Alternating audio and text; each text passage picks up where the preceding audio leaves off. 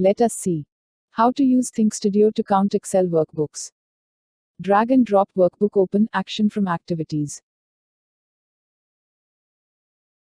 Drag and drop Workbook Count action from activities. Drag and drop Message Box action from activities. Stitch all action nodes into a task workflow.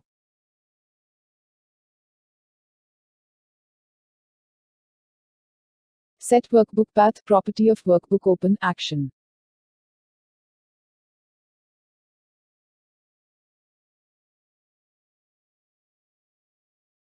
Set Text property of Message Box action to point to Count property from Workbook Count. Click Run button from toolbar.